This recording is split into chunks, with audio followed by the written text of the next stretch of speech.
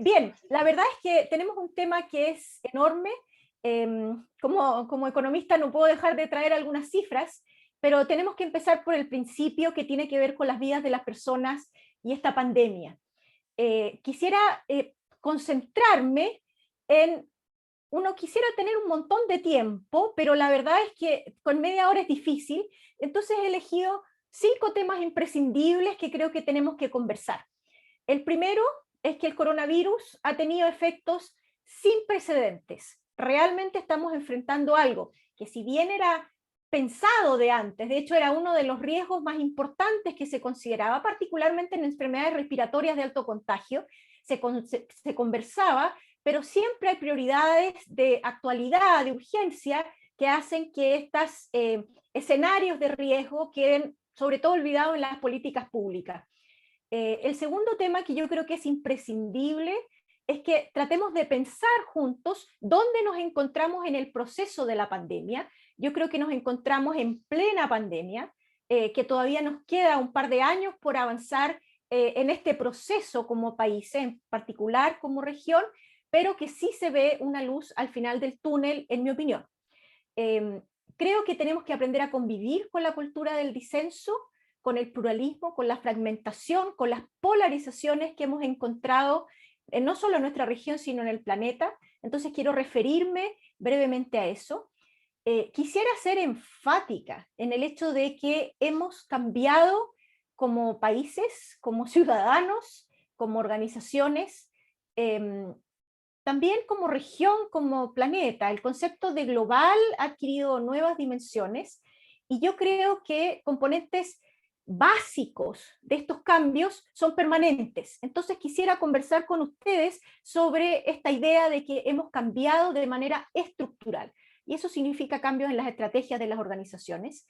Y por último, yo quisiera tener una visión, si bien pragmática, relativamente optimista, porque siento que en la medida que construimos juntos confianza, capacidades de accionar, de reaccionar y de conectarnos, es que podemos salir de esta pandemia y de las difíciles consecuencias que va a tener esta gravísima tragedia en nuestra región, sobre todo, especialmente en aquellos más vulnerables.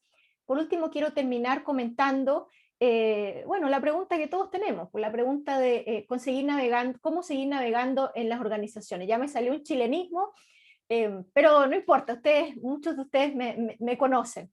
Me refiero a cómo, cómo avanzar, qué tenemos que hacer. Y también me encantaría escuchar sus opiniones y sus experiencias al final de la charla. Bien, partamos con el primer punto. El coronavirus ha tenido efectos sin precedentes.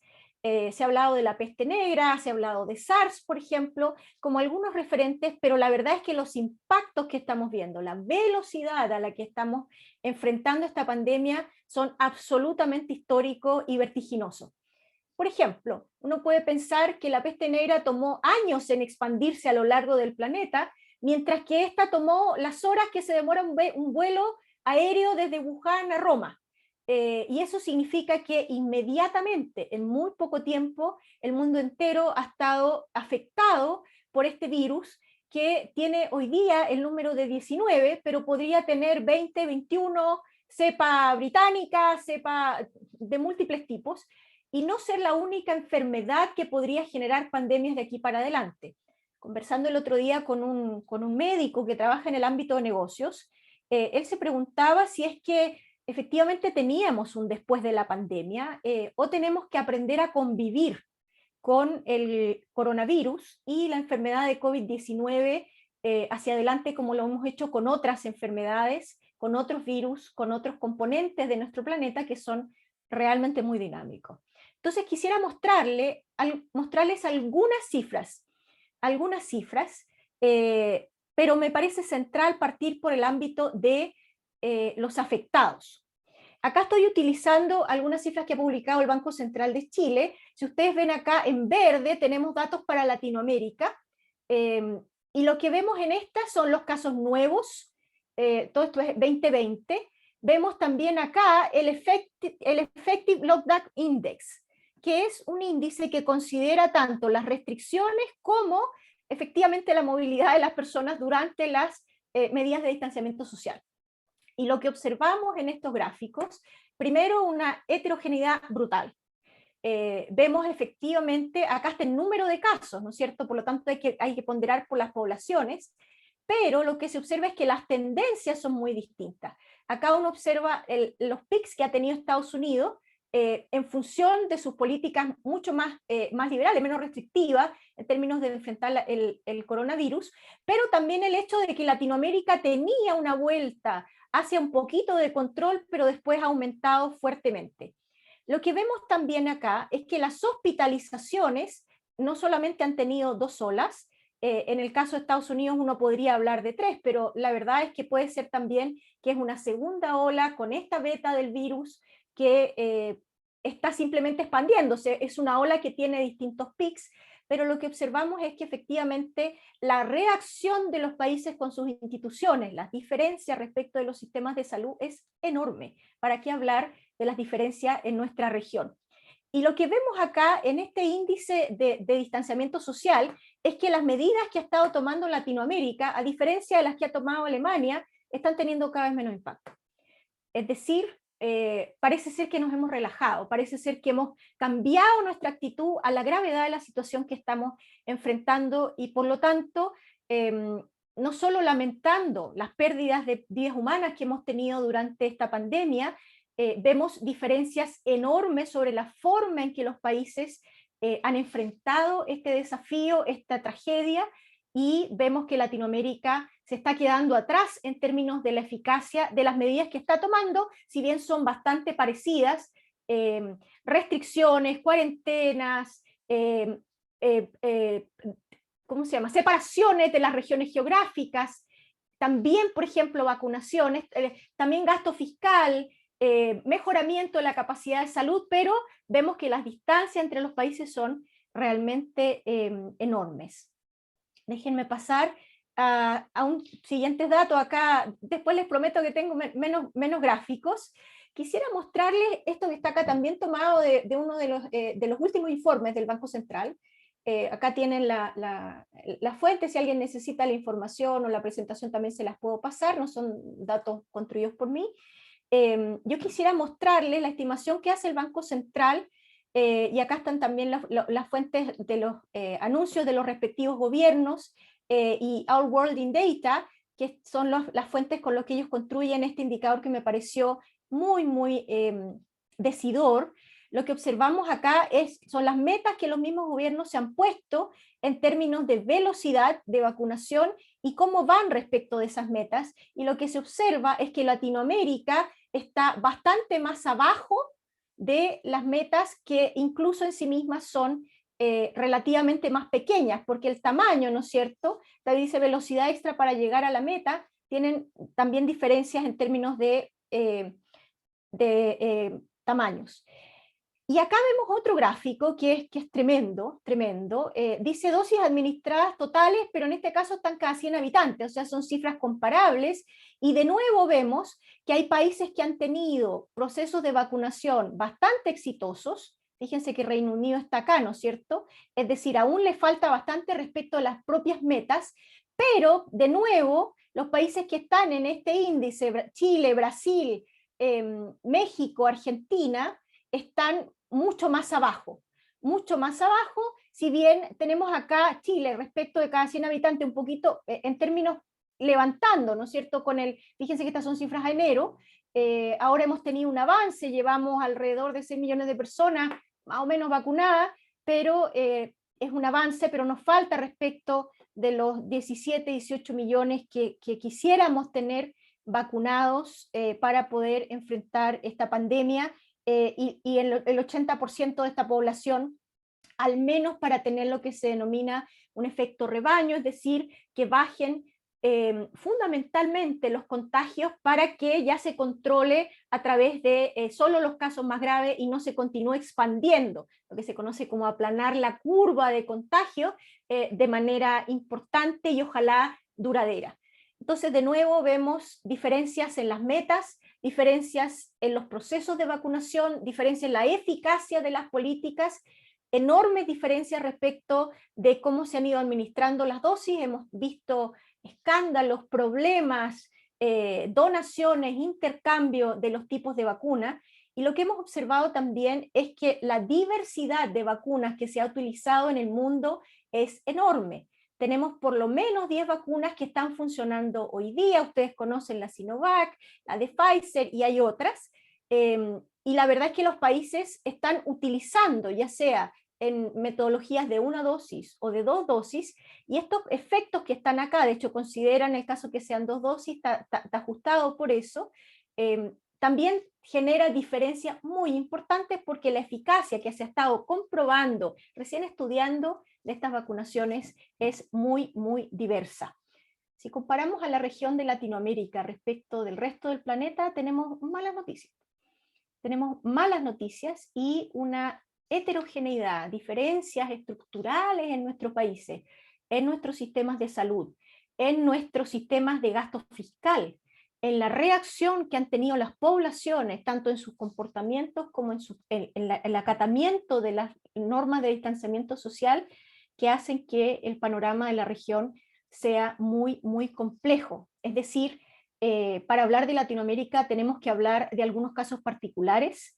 Siempre en los estudios de analistas, por ejemplo, México, Brasil, Argentina son países que tienen una preponderancia por su tamaño muy, muy importante, y estos países tienen diferencias enormes respecto de su situación actual, de sus tasas de contagio, etc. Déjenme mostrarles algunos elementos más, y acá ya me voy directo a mi tarea como economista, y quisiera traer algunas cifras de proyecciones de crecimiento, pero no quisiera que crean que son las únicas cifras que estamos mirando, yo en particular, porque me parece que lo central acá es ver que estas cifras son diferencias de gestiones, de cómo están reaccionando los países, no son los únicos indicadores, y quisiera hacer un comentario sobre la percepción que están teniendo las personas sobre los procesos que están viviendo. Acá tenemos las proyecciones del Fondo Monetario Internacional.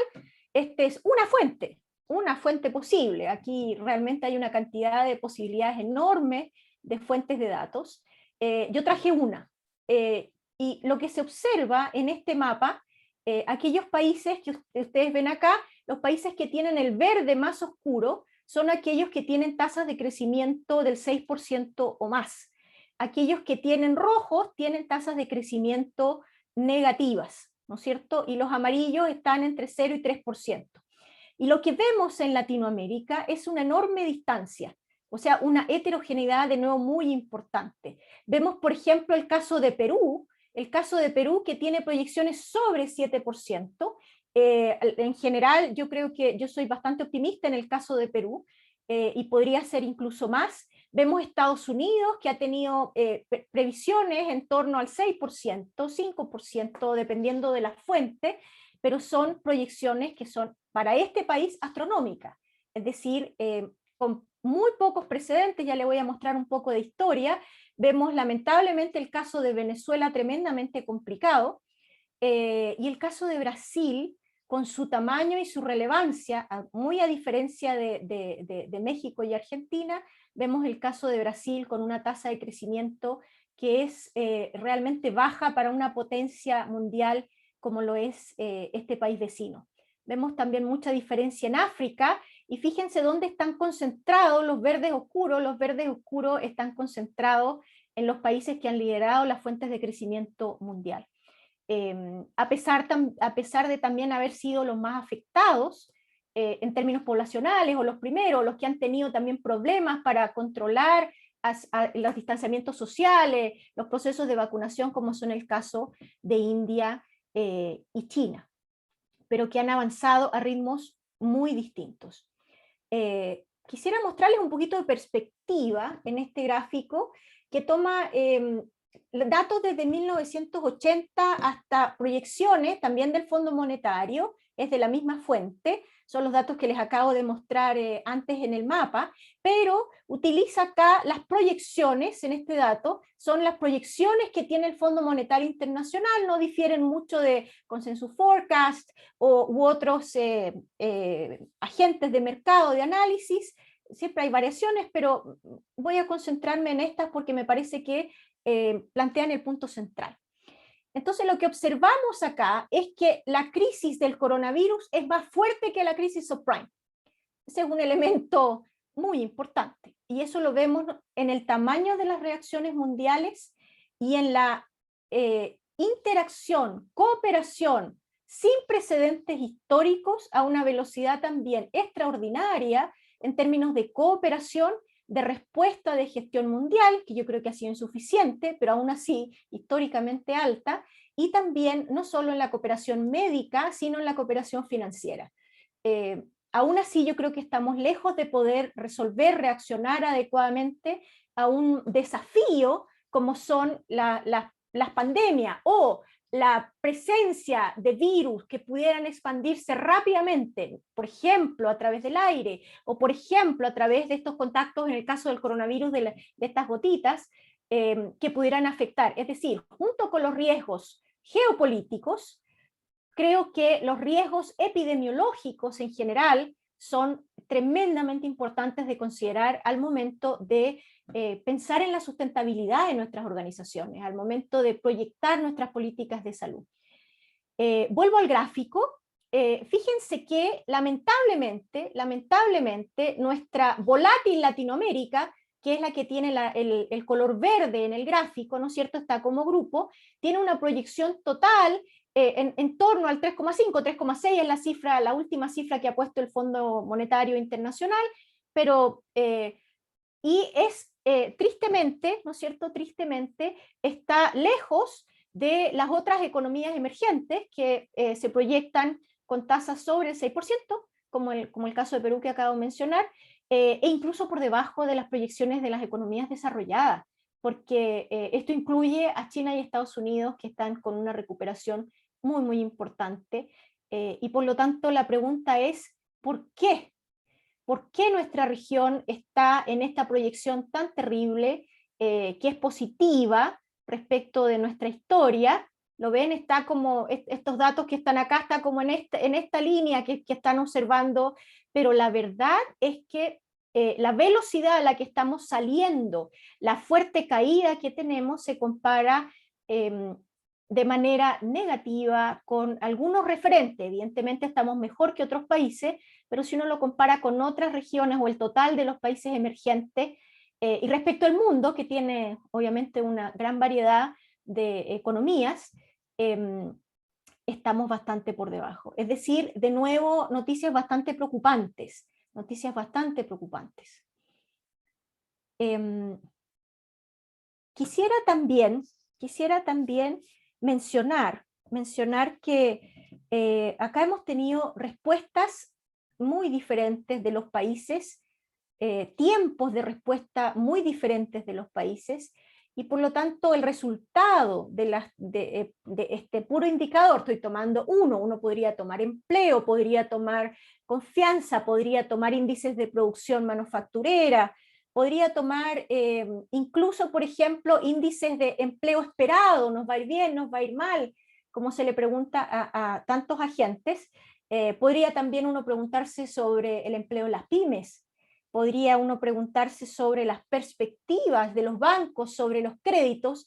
La verdad es que las noticias son muy preocupantes, pero también de una heterogeneidad, de diferencias fundamentales entre los países de nuestra región, y por lo tanto hay que mirar con detalle cuáles son las políticas, cuáles son las respuestas que han tomado los distintos países y cómo están evolucionando. Es decir, efectos sin precedentes, efectos que han sido relativamente graves en Latinoamérica, pero también diferencias en las respuestas de política, en los sistemas de salud, en los tamaños de gasto público, en sus políticas monetarias, en la percepción de las personas, evidentemente el clima, porque estamos a lo largo, ¿no es cierto?, del planeta, y por lo tanto tenemos distintas estaciones, distintos usos horarios, etc. Entonces, para partir, la verdad es que el efecto del coronavirus, yo quisiera dejarlos con esta sensación, efectos sin precedentes, mucho más fuertes que los de la crisis más reciente, de la crisis de las hipotecas o la crisis subprime que tuvimos en torno al año 2009. Esa es una de las primeras conclusiones. En segundo lugar, yo quisiera conversar sobre esta luz al final del túnel. Yo creo que la luz principal es la posibilidad de vacunarnos, de encontrar una forma de contener, de convivir con el virus, además de muchas de las formas que estamos utilizando para combatir y salvar las vidas de las personas que han sido afectadas. Seguramente nos faltan en las familias de ustedes personas que han sido afectadas o han tenido, como es el caso de la nuestra, pérdidas cercanas. En ese sentido, creo que la vacunación de una rapidez sin precedentes, de una colaboración internacional, de nuevo, absolutamente histórica, y que no tenemos tiempo tampoco de probar, por lo tanto se han acelerado los procesos de toda la trayectoria que normalmente tomaban alrededor de 10 años por lo menos de cualquier vacuna para que pudiera entrar directamente al mercado. Todos esos procesos, a través de la colaboración, los avances, la tecnología, el análisis de datos, se han ido acortando de maneras absolutamente nunca vistas en nuestra historia de la humanidad. Yo creo que también hemos avanzado en la conciencia de los testeos, es decir, estas cifras que se encuentran, que tienen estas tendencias u olas, no tienen los mismos datos respecto de la cantidad de testeos, y estos han aumentado significativamente en muchos de los países, no en todos, y eso también es una diferencia muy importante. Es decir, nuestros datos están enmascarados por todo aquello que no vemos. Si no los testeamos, si no los reportamos, la verdad es que ni siquiera sabemos de qué murieron las personas en algunos casos, y pueden estar relacionados directa o indirectamente a esta pandemia, y en ese sentido hay que mirar las cifras de avances, vacunación, metas, problemas de datos muy seriamente a lo largo de Latinoamérica, porque como ustedes ven, son los elementos que se relacionan fuertemente con actividad, fuertemente con gastos de salud, etc. Quisiera también destacar que esta luz que yo con esta visión más positiva veo, tiene que ver con la interdependencia y el rol esencial de los líderes de organizaciones como aquellos que estamos reunidos en esta charla, o los que quieren abordar estas materias desde esa perspectiva. Tenemos una población que envejece, lo que es una cosa buena, porque tenemos una mayor esperanza de vida, pero son también personas más vulnerables a este tipo de enfermedades, y además son los que gastan más en términos de salud, y por lo tanto el virus no solamente golpea nuestros presupuestos, sino que los golpea en términos de estructuras poblacionales de manera muy fuerte, y en general, especialmente lo hemos visto en los adultos mayores vulnerables. Si le preguntamos a los jóvenes qué opinan de esto, la verdad es que tenemos conexiones distintas y siguen conversando sobre la preocupación sobre los más vulnerables, sobre la sustentabilidad, sobre los efectos en el medio ambiente, y también las preocupaciones sobre sus posibles trabajos hacia adelante, evidentemente sus pensiones y el acceso a salud y educación. ¿Cuál es la buena noticia que tenemos junto con esto del ciclo de los commodities? El precio de los commodities ha aumentado sustantivamente, y nuestra región es una región exportadora de commodities e importadora de servicios. Y en ese sentido, por ejemplo, la cifra de crecimiento de Perú, la cifra de crecimiento de Chile y de otros países, de México, están fuertemente impulsados por estas muy buenas noticias, porque tienen que ver con la reactivación. Cuando el mundo se reactiva, los commodities se levantan. Y en el caso de Chile, por ejemplo, nuestras exportaciones de cobre ya han aumentado sustantivamente, y esa es una buena noticia. Es decir, tenemos un elemento que empuja nuestras velas. La pregunta es cómo lo vamos a usar. Entonces, esta luz que yo planteo tiene que ver con la vacunación y con los flujos de recursos que llegan a la región a través del ciclo de commodities, que incluso si esta recuperación se extiende en el tiempo, podría llegar a ser un superciclo, es decir, un ciclo que dura más tiempo estadísticamente de los que tenemos antes, porque también se genera en un contexto de recuperación que es estirado en el tiempo debido a que las economías están reaccionando positivamente, saliendo por las vacunaciones, los sistemas de salud, etcétera, las políticas públicas, en tiempos distintos, lo que genera además mucha incertidumbre, pero también un elemento favorecedor. Voy a avanzar. Heterogeneidad e incertidumbre. La cultura del disenso. La verdad es que si uno se pregunta si la gente está comprometida con la política, la respuesta que muchas veces hemos escuchado es no, no votan. Pero lo que hemos visto en las calles latinoamericanas, junto con los actos de violencia, que han sido dramáticos y que lamentamos, yo creo que no son justificables, esa es mi opinión personal, pero también la cantidad de demandas sociales que hemos visto a lo largo del continente, lo que hemos visto en el caso de Estados Unidos, por ejemplo, y su Congreso, indica que la polarización, las diferencias de opiniones, pero también la necesidad de pluralismo, de escuchar por distintos medios, no solo a través de los votos, que lamentablemente se han debilitado nuestras democracias, podemos solamente aceptando esa diferencia de participaciones y la existencia de posiciones realmente diversas, es que podemos avanzar. Y en este sentido me refiero a la cultura del disenso. Este es el clima en que tenemos que movernos. No podemos ignorar esta heterogeneidad. Enormes diferencias institucionales y culturales. Este es el contexto que tenemos que considerar. Hemos cambiado de manera estructural. Yo acá quisiera detenerme un segundito, ya estoy cerca de la media hora. Quisiera detenerme un momentito en el sentido del cambio estructural. Si nosotros tomáramos la pandemia y la levantáramos como si fuera un velo, que es lo que queremos hacer como humanidad, lo que vamos a encontrar debajo es esta idea,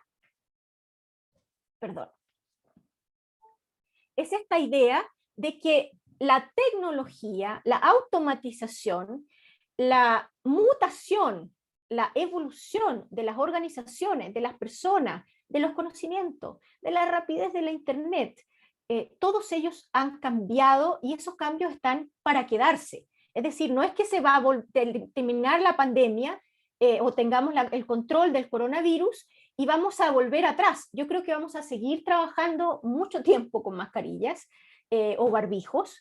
Creo que vamos a seguir trabajando con teletrabajo. El teletrabajo está aquí para quedarse, también porque los países han pasado incluso leyes que tienen que ver con esta forma de trabajo, que la automatización y las inversiones que han realizado las empresas no van a ir para atrás, pero eso no significa que no retomemos algunas de las prácticas anteriores, como por ejemplo al supermercado. Pero hoy día lo que vemos es que la gente está comprando fuertemente ropa cómoda. De hecho, hay combinaciones de ropa para hacer deporte y cómoda que están sacando nuevas líneas de textiles que tienen que ver con cómo estamos viviendo hoy día. Cosas que eran inimaginables, hoy día se han vuelto realidad, aunque no, tal vez no de la manera que nos imaginábamos. Pero efectivamente el hecho de pensar en una expo posgrado en este formato creo que es algo que ya nos demuestra cuán lejos podemos ir con la tecnología. Es decir, cambios estructurales, migración, fragmentación de procesos, la interdependencia, por ejemplo, los cambios de metodología de la última milla, estos delivery, que están llegando de las maneras más increíbles a nuestros hogares y los cambios de los consumidores respecto a cómo se comportan de los cambios de las compras por internet.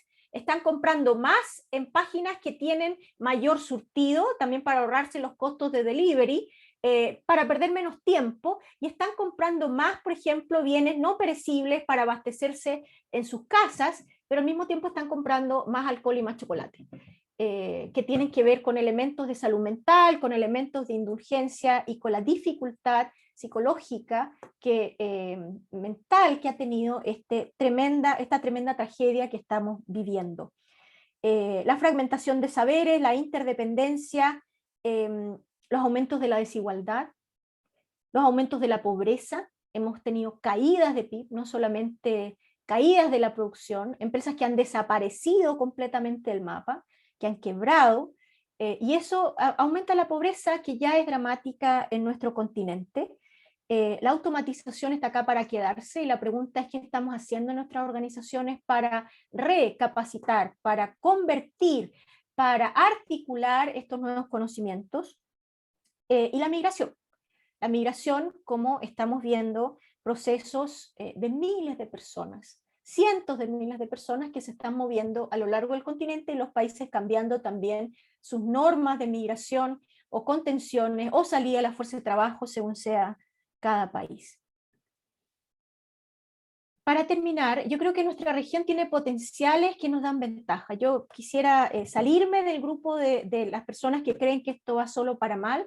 Creo que en estas ventajas tenemos una adaptabilidad que nos ha probado. Ustedes vieron la volatilidad de nuestra producción, por poner un ejemplo. La verdad es que la resiliencia de nuestra región, la adaptabilidad es muy importante, y tenemos una cultura de enfrentar las dificultades que varía en cada país, pero que es notablemente presente, que está notablemente presente en lo que observamos. Tenemos una gran riqueza de recursos naturales, y el ciclo de commodities nos va a ayudar. El desafío es agregarle valor, pero no vamos a discutir eso ahora. Tenemos enormes recursos humanos, por eso también se están manifestando los procesos de migración, y, por ejemplo, en algunos países, el aumento de la mano de obra, pero no solo de las personas que pueden trabajar, de la fuerza de trabajo, sino también de su capacidad, porque especialmente aquellas personas que tienen mayor probabilidad de encontrar trabajo al otro lado son las que migran. Entonces las composiciones de nuestras fuerzas de trabajo están variando fuertemente, y junto con la potencialidad de estar a lo largo del planeta, es decir, tener países en el hemisferio norte y en el hemisferio sur, que hacen que podamos tener aprendizajes, por ejemplo, respecto de las estaciones, de la evolución del coronavirus, y poder aprender de esas experiencias en algunos países, y por lo tanto la cooperación es muy importante. Ya voy terminando, esta es la última diapositiva. Y entonces se pregunta, yo soy de la Escuela de Negocios acá, lo básico, entonces ¿qué hacemos? ¿Cómo nos movemos como organizaciones? Yo creo que la clave, si yo tuviera que decir una palabra en esta charla, es integrar. Integrar, integrar, integrar. No pueden tomar decisiones estratégicas, que son las fundamentales hoy día. Decisiones no solo tácticas de cómo reaccionar hoy día, sino dónde me voy a colocar en este nuevo contexto que, como ven, es altamente diverso, incierto, pero sobre todo complejo. La complejidad requiere la integración de los problemas, de las miradas, la conversación con otras disciplinas para poder tomar decisiones estratégicas de nuestras organizaciones. Y esto significa que el estándar para tener una organización sustentable se ha levantado significativamente. Los invito a que puedan pensar sobre eso en sus organizaciones. ¿Cómo seguir navegando? Yo creo que hay que ser ágiles, hay que tener la capacidad de moverse y de enfrentar los shocks. Pero no solo esto, sino tomar velocidad. Esto solo se va a acelerar. Y sobre todo la capacidad de adaptarnos, es decir, generar innovación que nos permita avanzar y nos permita colocarnos de manera sustentable en este proceso incierto, tremendamente impactante, desconocido que estamos enfrentando. Creo que en todas estas decisiones la utilización de la brújula moral es fundamental. A veces, por tomar decisiones más rápidas, nos olvidamos de que estamos tratando con personas, y por lo tanto la incorporación de esta dimensión de la ética en nuestras decisiones tiene que ser en todas las decisiones, tanto en las decisiones tácticas, es decir, cómo reaccionar a un problema en la cadena de operaciones, como aquellas decisiones estratégicas que serían qué es lo que voy a vender, qué es lo que voy a realizar, cómo mi organización va a colaborar con la sociedad. Y lo otro es tener un fuerte sentido de interdependencia. Yo creo que eso está más que demostrado. Esto es lo que hará la diferencia entre las organizaciones que sobreviven, aquellas que tienen tasas de crecimiento mucho más altas, aquellas que no quiebran, y las organizaciones que les va a ir mal. Y esto es tremendo decirlo, pero la verdad es que yo agradezco esta oportunidad de conversar con ustedes en este respecto.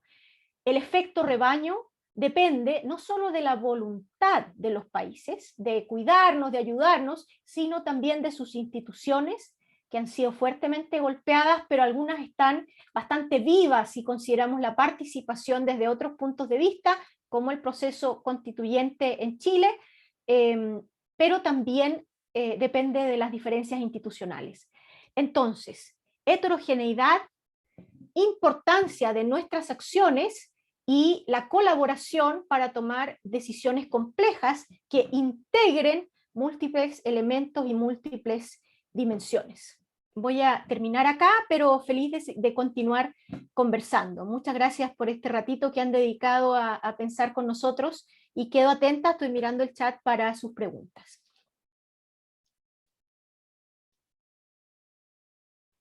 ¿Cuánto el coronavirus influye en las proyecciones? Tremendo, influye tremendamente, Eliana, porque la verdad es que si uno mira, por ejemplo, las proyecciones del Boston Consulting Group, ellos tienen escenarios que implican, por ejemplo, que podemos tener segundas, terceras, cuartas, quintas, hasta 7, según las últimas discusiones que he estado escuchando, olas respecto del COVID-19, pero podemos enfrentar otras como que son el 20, el 21, o las olas de influencias que también vienen ahora que podrían en el sur del planeta, que están en el hemisferio norte con los inviernos, ¿no es cierto?, que van rotando, pero yo te diría que acá lo esencial es tener escenarios. Hay escenarios que toman dos componentes esenciales. Primero, tiene que ver con la capacidad de reacción de los países, la vacunación, el testeo, la infraestructura pública, que son escenarios que algunos podemos cambiar y otros no. Por ejemplo, nuestra infraestructura pública de salud tiene ciertos movimientos, podemos reconvertir camas, pero las diferencias estructurales que tenemos, por ejemplo, entre los sistemas de salud de nuestros países se van a mantener, pero tiene una diferencia respecto a la reacción del testeo, de cómo reaccionan las personas a las medidas de distanciamiento social. Ahí tienes un escenario, entonces tienes alto, bajo, medio, por ejemplo, las proyecciones que uno ve en los documentos, y después tienes otro componente, ese era el primero, el otro componente es cuánto de la tecnología se incorpora en los procesos productivos y en los procesos sociales. Tienes otros elementos también que podrían ser si los países logran contener las demandas sociales, trabajar en esta cultura del disenso, en la pluralidad de opiniones y medios de comunicación, pero yo te diría que lo más fuerte en términos de actividad, si tú me preguntas por proyecciones de crecimiento o proyecciones de actividad, de empleo, son la rapidez con la que se absorbe, se integra la tecnología, y las diferencias respecto de los timings, las institucionalidades, los efectos del coronavirus en sí mismo. Lo otro son cómo enfrentamos los cambios estructurales que están ocurriendo al mismo tiempo que la pandemia, y que ojalá si la pandemia se reduce, estos cambios estructurales se van a mantener. No sé, Eliana, si he respondido tu pregunta. Te agradeceré también tu comentario sobre cómo ves desde qué país nos escribes y cómo ves estas diferencias de proyecciones. Tenemos también cómo los tipos de cambio en Latinoamérica están afectándose por las políticas monetarias de los países desarrollados. Mira, la verdad es que uno puede resumir las políticas monetarias de los países desarrollados como tasas bajísimas, si es que no negativas, por largo tiempo, una expansión monetaria mucho más allá de lo que se ha visto incluso en la crisis subprime, y por lo tanto las proyecciones de tasas de interés a 10 años, a 20 años son realmente bajas. Eso significa que los países emergentes y aquellos, especialmente aquellos sectores que pueden dar tasas de rentabilidad de inversión que puedan ser más atractivas que eso, cualquier cosa es más atractivo que eso, son aquellos sectores, aquellas industrias, incluso uno podría hablar de nichos que podrían atraer inversiones y que son los que impulsan los crecimientos de los países emergentes. En la medida en que tengamos esos sectores, las monedas de estos países van a recibir grandes flujos. Si estás pensando, por ejemplo, en los tipos de cambio respecto del dólar estadounidense, significa que el dólar estadounidense se va a depreciar. se va a depreciar porque va a estar más abundante en nuestro país. No obstante, si esa inversión se canaliza a través de inversión directa, es decir, en la construcción de espacios de trabajo, en la incorporación de tecnología, etcétera, es una depreciación que lleva a un fortalecimiento de largo plazo del país y por lo tanto una apreciación relativa, sobre todo respecto de otros países de Latinoamérica. Entonces, la respuesta de los tipos de cambio depende mucho de cada país, por ejemplo, de su riesgo país, depende mucho de su reacción de la pandemia y depende de estos factores que te estaba comentando: institucionalidad, tecnología, sectores que han aumentado mucho como el de delivery, última milla, y sectores que han caído fuertemente como son, por ejemplo, algunos espacios de alimento o de servicios como de zapatería o de venta de cosméticos que uno se puede probar, y tienes que cambiar de metodología. Por lo tanto, hay una dispersión en los tipos de cambio, pero creo que esos son los factores estructurales que van a determinar su evolución con esta heterogeneidad que te estoy contando dentro de la región. Pregunta Rocío, ¿a qué se refiere con efecto rebaño? Fantástico. Con efecto rebaño me refiero a que si algunos países de la región se mejoran, todos nos vamos a mejorar. Es decir, vamos a tener una idea de que la región se va a levantar como un grupo. Invierta en Latinoamérica. Latinoamérica le está yendo mejor, como estas tasas de crecimiento que tuviste que son regionales. Sin embargo, yo creo que el efecto rebaño depende de lo que ocurra con el número de países que son capaces de levantarse rápidamente. En este sentido, por ejemplo, nos sirve que Chile tenga un efecto rebaño de vacunación, es decir, que la gente tengamos controlado el coronavirus si es que Brasil no se recupera. Brasil es uno de nuestros principales socios comerciales. También Estados Unidos, también China. Pero Brasil es un país enorme que lo tenemos al lado. Si siguen ellos con la pandemia y han tenido episodios terribles, dramáticos, y tienen un problema político sustantivo, la verdad es que este efecto rebaño, es decir, efecto como contagio, como de grupo, se disuelve. Por lo tanto, el mensaje central acá es la cooperación entre países y la conciencia de que nuestro mejoramiento como país depende de cómo estamos trabajando, colaborando, integrándonos con los esfuerzos del planeta para controlar el coronavirus. No sé, Rocío, si te respondí a tu pregunta. Veo acá un agradecimiento, me alegro de haber respondido esa pregunta. Nos quedan unos 10 minutos, así que podemos seguir conversando, ¿cierto, Carolina? Que tenemos unos minutitos todavía, tengo un montón de preguntas en el chat. A ver, tenemos acá, acá está. ¿Cómo afecta la incertidumbre? Estoy leyendo textualmente desde el chat. Esto nos pregunta María de los Ángeles. ¿Cómo afecta la incertidumbre el crecimiento económico? Lo reduce. Y la proyección de cada país. Voy a partir con eso en una primera parte y luego te respondo la otra parte. El crecimiento económico, más que crecimiento, no hablemos solo como economista, hablemos como personas, como seres humanos. Bueno, los economistas también somos seres humanos, hay personas que podrían discrepar, pero no, somos seres humanos. La actividad de los países, la utilización de recursos, el bienestar de las familias, depende de la cantidad de producción, es decir, de empleo, de oportunidades que tengan los hogares de levantarse. Sin la menor duda, quienes más han contribuido a salir de la pandemia en sus efectos económicos han sido los hogares. Pero también, junto con las expectativas de confianza de los consumidores, que son bastante dispersas en la región, existen los indicadores de inversión. Y a la inversión, especialmente en tiempos inciertos, no le gusta la incertidumbre. Excepto cuando tú tienes información detallada de qué podría mejorar, como por ejemplo el consumo de chocolate en pandemia debido a los elementos de indulgencia, por ejemplo, de estar encerrado y de darte un ratito, una pausa, etc. Por lo tanto, la incertidumbre es distinta del riesgo. En el riesgo tú tienes una apuesta, pero tienes posibilidades limitadas, como tirar un dado, tienes 1 a 6, pero en la incertidumbre puede ser 1 a 6, puede ser tomate, puede ser lluvia, puede ser trueno, puede ser caballo, puede ser cualquier cosa. Y en ese sentido, la incertidumbre afecta fuertemente las expectativas de cada uno de los agentes, de los exportadores, importadores, inversionistas, gestión del gobierno, respecto a la asignación de recursos, etc. Por lo tanto, la incertidumbre tiene múltiples canales para afectar las proyecciones de crecimiento. Eso es respecto a la primera parte de la pregunta. Y evidentemente los países difieren tremendamente en esto, en cada una de esas. ¿Se incluye en ellos el cansancio mental de las personas? Yo te diría que sí, y con las más restricciones también.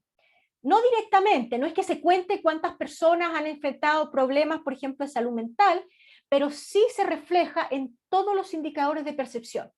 Se refleja en la confianza de los consumidores, se refleja en el deseo de volver a su institución a trabajar, se refleja en las horas de sueño que están teniendo, que están logrando. Se refleja en la educación de los niños que están, por ejemplo, de los niños más pequeñitos, que no están pudiendo yendo al jardín o al kindergarten, y tenemos el problema de que ahí es donde se genera gran parte del aprendizaje que determina las oportunidades de la persona hacia adelante. Es decir, esos indicadores están reflejados.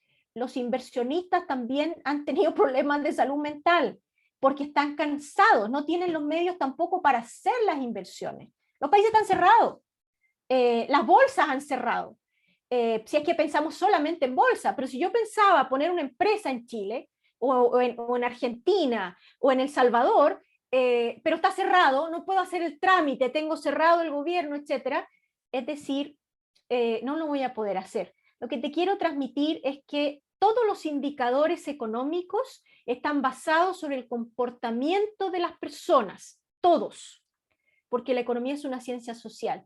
Si las personas están enfermas, todos los indicadores van a estar enfermos.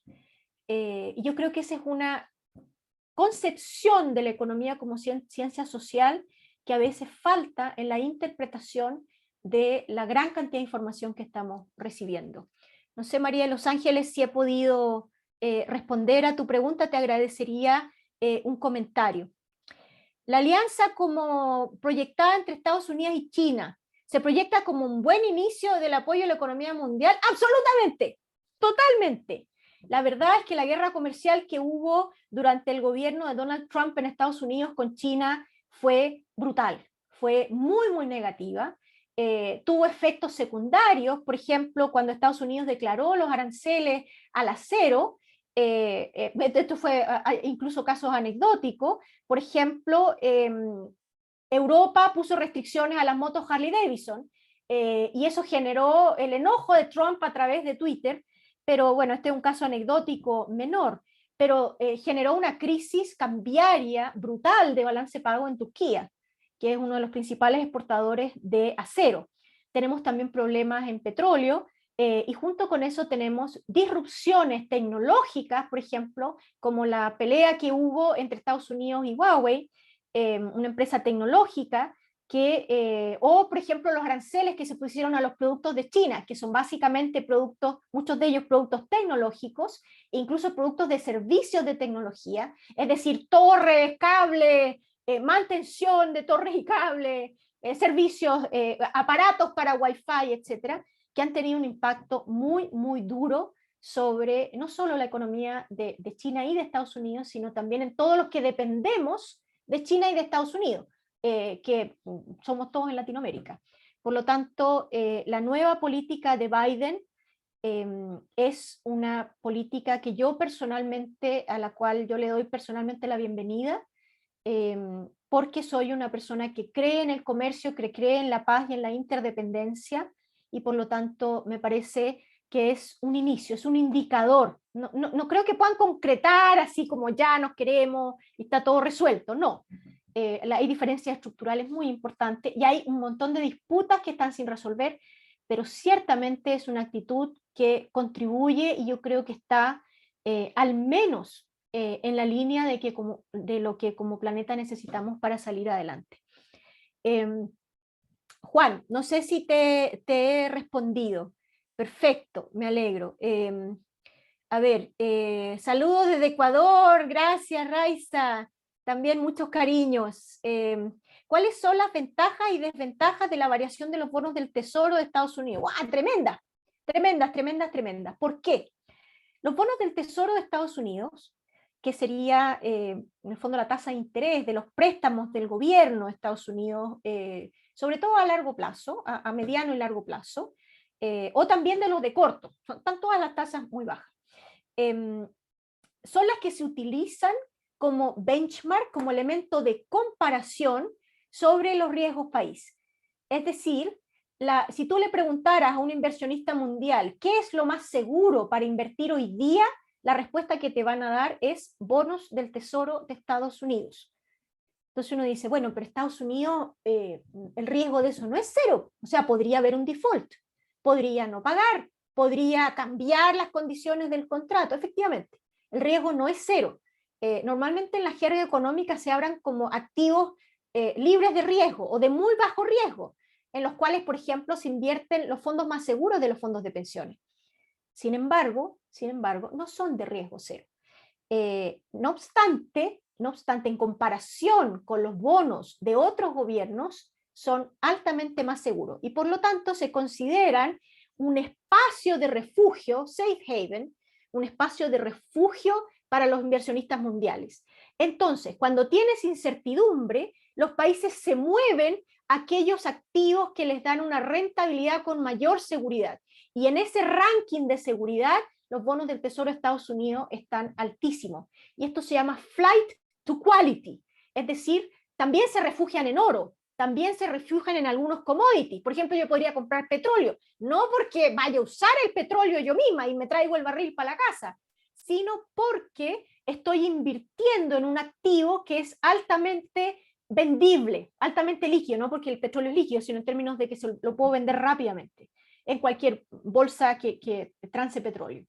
El resumen, la importancia de la tasa de interés de los bonos de Estados Unidos es enorme porque es un referente mundial y es lo que determina muchos de los tipos de cambio debido a los flujos de capitales en estas ideas de buscar elementos con más riesgo, con menos riesgo a lo largo de la selección de nuestro portafolio. No sé, Juan, si he logrado responder tu pregunta. Escuchando desde Puerto Williams al sur del mundo, un abrazo también a Puerto Williams, muchas gracias por unirse a esta charla. Nos quedan 2 minutos, no sé si hay alguna otra pregunta, tengo varias acá. ¿Cómo afectan los crecimientos los niveles de deuda pública en los países de la TAM? La verdad es que la deuda pública ha crecido fuertemente, pero yo te haría la pregunta, Iván, de vuelta, ¿qué otra cosa harías en este contexto? De verdad, o sea, la pregunta es cuánto, por ejemplo, te voy a poner un caso. El caso de Chile, que lo tengo bastante a mano. Nosotros hemos ahorrado en los fondos soberanos. En los fondos, en este tiempo estamos gastando más del triple de lo que sacamos de los fondos soberanos que se juntaron con el esfuerzo del precio del cobre más alto y el ahorro de Chile, de todos los chilenos. Ese ahorro se está gastando en más de 3 veces de lo que usamos en la crisis subprime, a través de las medidas que acaba de anunciar antes de ayer el presidente Sebastián Piñera. Entonces, la pregunta es, ¿me lo gasto ahora o me lo gasto después? Hemos utilizado también plata del fondo de pensiones, que está relacionado con los retiros de 10% y los retiros que ha habido en otros países también de fondos de pensiones, como es el caso, por ejemplo, de otros países del Cono Sur. ¿Cuál es la decisión entonces? Yo creo que es difícil no endeudarse en este momento y la pregunta es ¿quién está prestando plata? Bueno, los países que estaban en verde, los países que estaban con las tasas de crecimiento más altas. Gracias a Dios la región tiene algunas fuentes de financiamiento que se han mantenido, pero ciertamente estábamos mal parados, excepto con aquellos países que habíamos generado algunos espacios de reacción, pero todavía veníamos golpeados de la crisis subprime, no habíamos podido pararnos. Esto es como que nos pegaran un mazazo en la cabeza cuando estábamos recién de rodillas después de la crisis subprime. Las situaciones fiscales son muy preocupantes, pero también las urgencias, y acá es donde yo hablo de la brújula moral, las urgencias son tremendas. Son decisiones tremendamente difíciles, tremendamente difíciles. La vida de quién valora, de las personas de ahora o de las personas de mañana. esas son decisiones políticas que tienen componentes morales y que son las que están tomando los parlamentos que han sido elegidos por nuestros pueblos, por nuestros países. También yo creo que son decisiones que se pueden modificar, como por ejemplo a través de las manifestaciones de demandas sociales, donde pensiones aparece, inversión en salud y en educación, aparecen como dentro de las principales demandas. Entonces, ¿cuánto afecta la deuda pública? Muchísimo, y la pregunta es en qué la usas. No basta endeudarte, sino en qué la usas. Es decir, las decisiones de deuda pública en sí mismas afectan la actividad, no hablemos solo de crecimiento, la actividad, las oportunidades de los hogares, pero también en qué la usas. Si tú te robas la plata de las vacunas que te pasaron, estamos muy, muy complicados. En cambio, si dedicas esa plata a vacunar efectivamente personas vulnerables, especialmente aquellas que están en riesgo, porque el riesgo acá es el tema de la muerte, pero también del contagio, yo creo que ahí se agravan las diferencias sociales y el país tiene un camino muy, muy dificultoso hacia adelante. No sé, Iván, si te respondí tu pregunta. Muy bien. Desde ya les agradezco muchísimo, estamos en la hora. Ha sido un placer realmente estar acá, poder pensar juntos, conocer sus inquietudes y realmente les pido, por favor, a aquellos que nos conocemos, por favor, cuídense mucho. Aquellos que están a lo largo de la región, por favor, cuídense mucho, colaboremos. Y tengamos la conciencia de que mucho depende de nosotros, en particular de los líderes de las organizaciones y el cuidado de las personas que están en nuestras comunidades directamente. Hay mucho que podemos hacer desde ahí. Junto con eso podemos participar como ciudadanos en la construcción de conocimiento, actitudes, valores para el funcionamiento de nuestras democracias. Un placer verlos, un placer saludarlos, no verlos, pero saludarlos y tener la oportunidad de conversar sobre estos temas que, como ven, claramente me apasionan y me interpelan profundamente. Muchas gracias.